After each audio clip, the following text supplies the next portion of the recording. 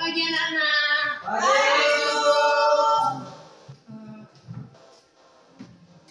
Gimana kabarnya hari ini? Sehat, Bu. Tuhan ya. Baik, sebelum kita memulai pembelajaran kita, ada baiknya kita berdoa terlebih dahulu. Mari kita bersatu di dalam doa. Bapa yang baik, Bapa yang bertata dalam kerajaan surga, kembali kami bersyukur kepada Bapa atas berkat dan cinta kasih-Mu yang masih melimpah kami, sehingga kami bisa berkumpul di ruangan kami ini dalam keadaan sehat. Ya Bapak, sebentar kami mau memulai pembelajaran kami, berkatilah hati dan pikiran kami, supaya kami bisa mempelajari pelajaran dengan baik. Ya Bapak, aktivitas kami yang kami lakukan satu hari ini ke dalam kami serahkan. Terima sempurnakanlah doa kami ini melalui anak-Mu Tuhan Yesus Kristus, kami berdoa dan mengucap syukur kepada-Mu. Amin. Baik, ketua kelasnya mana? Saya, Bu. Siapa yang nggak hadir hari ini? Semuanya hadir, Bu. Baik, terima kasih yang udah hadir hari ini ya. Sebelum itu, siapa yang mengingat materi pembelajaran kita yang minggu lalu? Ya, untuk uji apa materi pembelajaran kita minggu lalu? Agenda rapat, Bu. Ya, apa yang kalian ketahui tentang agenda rapat? Saya, Bu. Baik, Topet. Baik, Bu. Izinkan saya, Bu, untuk menerangkan arti agenda rapat. Dan menurut saya, agenda rapat itu adalah segala sesuatu perancangan yang akan dilakukan atau suatu perancangan yang dilakukan di rapat yang akan dilakukan. Oh, baik. Buat Tanika? Agenda rapat itu kan, Bu, susulan daftar mengenai pokok-pokok pembicaraan yang akan dibahas di dalam rapat. Baik, terima kasih Tanika. Jadi sekarang kita masuk materi pembelajaran kita tentang persiapan penyelenggaraan rapat. Siapa yang tahu tentang pengertian rapat?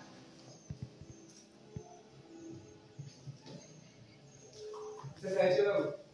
Buat saudara Topet? Baik, menurut teman saya itu rapat itu adalah suatu kelompok suatu kelompok individu yang berkumpul mendiskusikan suatu bahan kajian atau materi seperti itu.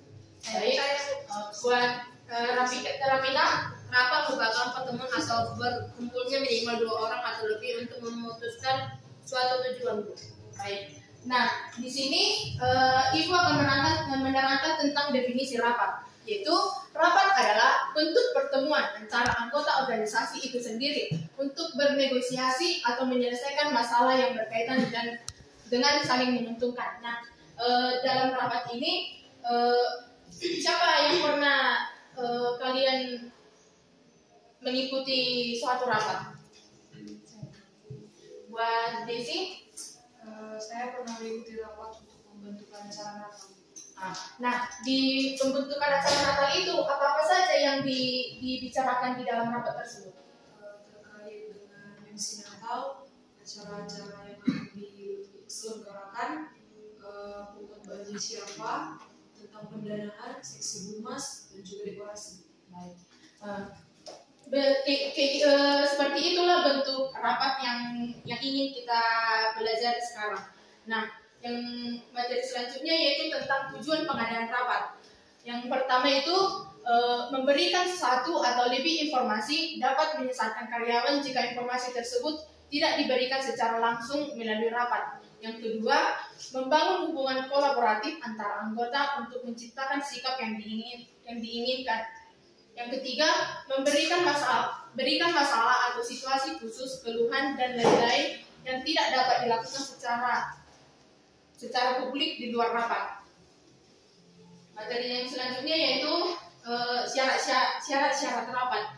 Yang pertama, suasana terbuka. Siapa yang tahu tentang syarat-syarat rapat ini? Yang pertama tentang suasana terbuka. Adakah yang tahu? Tidak ada, Bu.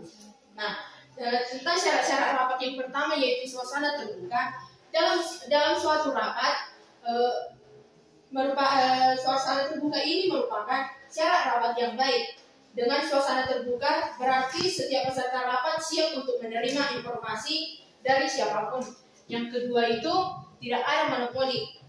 dalam rapat, semua pihak yang terlibat mempunyai hak yang sama dalam mengeluarkan pendapatnya. Oleh karena itu, rapat yang baik adalah yang demokratis, artinya tidak ada ingin menguasai sendiri. Yang ketiga itu yaitu partisipasi aktif dari peserta. Di sini partisipasi aktif dari peserta ini yaitu rapat yang baik akan terwujud apabila para peserta rapat turut aktif dalam memecahkan permasalahan yang dibahas dalam rapat. Yang keempat itu adalah bimbingan dan pengawasan oleh para pemimpin, yang artinya rapat yang baik harus terarah karena ada bimbingan dan pengawasan dari pemimpin rapat.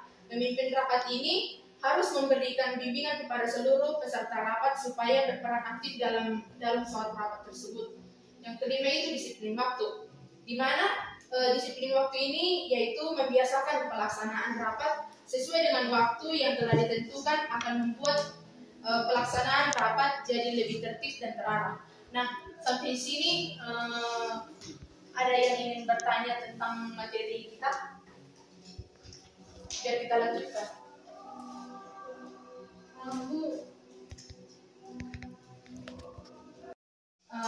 Buat adik-adik semua, ada yang ingin bertanya tentang materi kita di sini biar kita lanjutkan.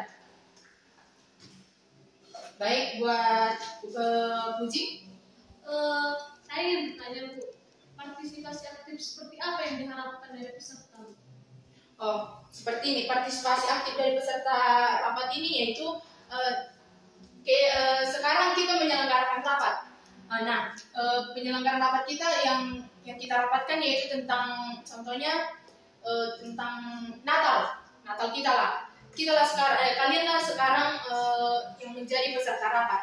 Nah, di dalam rapat ini kan kita membahas tentang Natal. Apa saja yang kita harapkan untuk Natal kita yang ingin kita selenggarakan, yaitu tentang dekorasi, sesi dana, sesi konsumsi, seperti itu. Bisakah dipahami oleh Uji? Bisa. Baik, seperti itulah yang diharapkan untuk peserta rapat harus aktif dalam memberikan partisipasinya pada saat rapat tersebut. Masih ada lagi? Karena aku coba bilang juga, aku mengerti apa yang maksudnya itu tidak ada monopoli di saat rapat itu. Monopoli itu apa? Oh, baik. Biar diterangkan sekali lagi, tidak ada monopoli. Dalam rapat ini, semua peserta rapat harus terlibat mempunyai pendapat masing-masing. Seperti itu. Jadi di dalam rapat ini tidak ada hak dia untuk cuman haknya saya. Contohnya, saya ingin mengeluarkan pendapat saya, tapi saya tidak ingin mendengarkan pendapat kalian, seperti itu. Jadi dalam rapat ini diselenggarakan secara terbuka, tidak ada semena-mena dalam rapat, seperti itu, Christopher. Bisa dipahami? Baik. Masih ada lagi? Biar kita lanjutkan materi kita. Baik, buat Desi.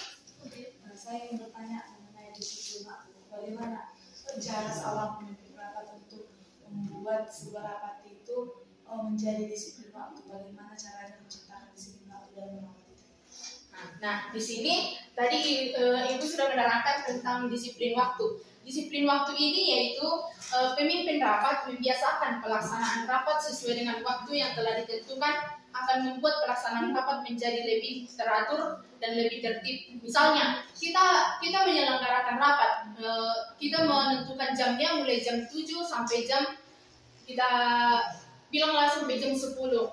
Nah, di sini pemimpin rapat harus bisa mengatur waktunya supaya rapat tersebut bisa diselenggarakan dengan baik. Seperti itu di sini.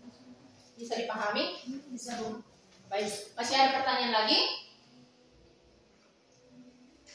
Baik, jika tidak ada pertanyaan lagi, kita lanjut ke materi yang berikutnya, yaitu tentang tipe-tipe pemimpin rapat. Yang pertama itu tipe otoriter, di mana dalam komunikasi otoriter, pemimpin pertemuan tipe otoriter komunikasi yang mapan adalah lalu lintas satu arah. Yang kedua itu tipe laissez-faire, yaitu komunikasi dengan pembaca jenis ini mengarah ke lalu lintas bawah standar. Yang ketiga, tipe demokrasi, yaitu dalam jenis pertemuan ini, para pemimpin memberikan banyak kesempatan bagi anggota pertemuan untuk memberikan pendapat dan saran. Baik, yang selanjutnya yaitu tipe-tipe peserta rapat. Yang pertama, yaitu ada tipe dorongan. Yang kedua, ada tipe inisiatif. Yang ketiga, ada tipe terpadu.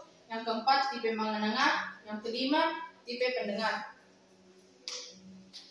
Baik, yang selanjutnya yaitu fungsi pemimpin rapat dan peserta rapat. Fungsi dari pemimpin rapat dan peserta rapat ini yaitu untuk memecahkan masalah. Yang kedua, dapat menyampaikan informasi. Yang ketiga, rapat ini diselenggarakan sebagai forum demokrasi. Yang keempat, rapat tersebut diselenggarakan sebagai alat penyesuaian yang baik. Yang kelima, rapat tersebut bisa digunakan sebagai sarana negosiasi. Baik, sampai di sini materi kita. Jika Ibu akan memberikan tugas kepada kalian, yaitu tugas kelompok. Di kelas ini Ibu bagikan 2 kelompok ya. Tugas kalian yaitu kalian mendiskusikan untuk menyelenggarakan rapat.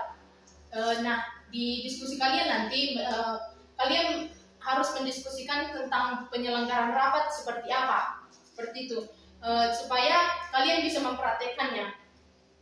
Bisa dibuat kelompoknya masing-masing. Nah, kalian diskusikan sebentar ya. Setelah siap nanti diskusi, kalian praktekkan. Seperti itu. Mohon didiskusikan.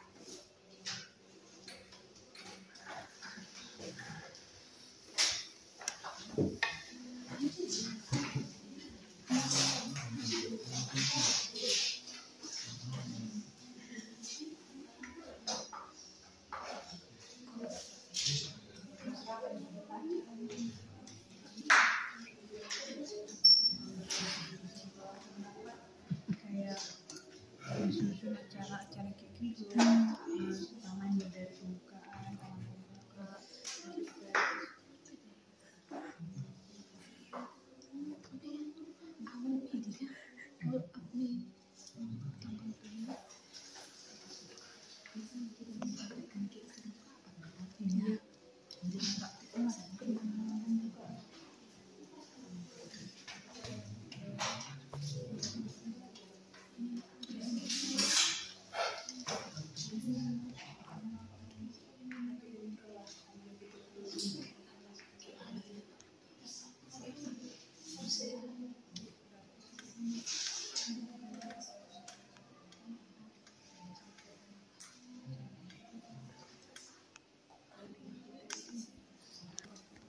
Baik, udah siap diskusinya? Nah, kelompok siapa yang ingin maju untuk mempraktikkan bagaimana itu penyelenggaraan rapat?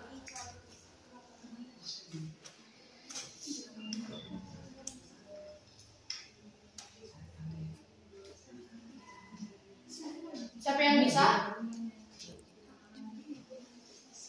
Siapa yang bisa? Kelompok siapa yang bisa? Baik.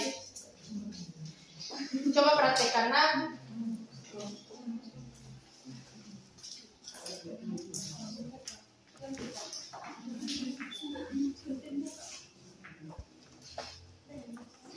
Jangan malu-malu. Kita di sini untuk belajar, ya. Baik Bu, kami di sini akan membuat bagaimana penyelenggaraan rapat dalam acara Natal. Nah, yang pertama Bu, kami mengumpulkan semua orang-orang yang berkepentingan dalam penyelenggaraan rapat itu. Nah, kemudian yang akan kami lakukan adalah pemilihan ketua panitia Natal, wakil ketua, sekretaris bendaharanya, dan kemudian memilih seksi dari setiap acara yang akan kami adakan. Nah, kemudian kami akan membahas tentang apa saja kegiatan yang akan dilaksanakan pada Natal nanti, dan kemudian kami juga akan memberikan masukan masing-masing dari setiap orang untuk memilih acara mana yang lebih tepat digunakan untuk Natal, kira-kira seperti itu. Baik. Berarti kalian sudah memahami tentang bagaimana kita akan penyelenggaraan rapat seperti itu kan? Baik, silahkan duduk. Baik, terima kasih ya Desi. Nah, di sini teman kalian sudah mempraktekkan ya tadi bagaimana tentang penyelenggaraan rapat. Di sini Ibu akan memberikan tugas kepada anak-anak sekalian. Coba dicatat ya. Baik, soal yang pertama. Stopel jangan bisik-bisik di situ ya, Nak. Kita belajar di sini ya. Soal yang pertama yaitu jelaskan pengertian dari definisi rapat. Yang kedua, jelaskan tujuan pengadaan rapat. Sudah. Yang ketiga, coba kalian sebutkan syarat-syarat dari rapat. Yang keempat, coba jelaskan tipe-tipe peserta rapat. Yang terakhir, coba jelaskan fungsi dari pemimpin rapat. Bu, saya dengar tadi soal nomor 3, Bu. Baik, yang nomor 3 yaitu coba jelaskan syarat-syarat rapat. Sudah? Nah, tugasnya dikerjakan ya, minggu depan dikumpul ya. Baik, sekian pembelajaran kita untuk hari ini. Siapa yang ingin buat doa? Saya, Bu. Buat Tapi Tanita. Jangan berantem kalian. Jangan berantem ya. Buat Tanita, pimpin kita dalam doa. Untuk mengakhiri pembelajaran kita pada hari ini, mari kita berdoa. Terima kasih Bapak, terima kasih Yesus, terima kasih Roh Kudus buat segala bersama kebenaran Bapak yang baik dan telah melakukan pembelajaran kami. Nah, apa yang kami telah belajar menjadi bekal untuk masa depan kami Bapak. Kalau sama dengan kami dan pada hari ini, kami telah cuma kehidupan kami hanya dalam kehidupan kami. Sampaikan hanya dalam Kristus kami berdoa. Amin. Amin. Terima kasih ya Tanita. Sekian dari pembelajaran kita hari ini. Jangan lupa tugasnya dikerjakan. Selamat pagi. Oke, Bu, saya. Tugasnya, Bu. Dari sampai jumpa kembali, Bu. Love you.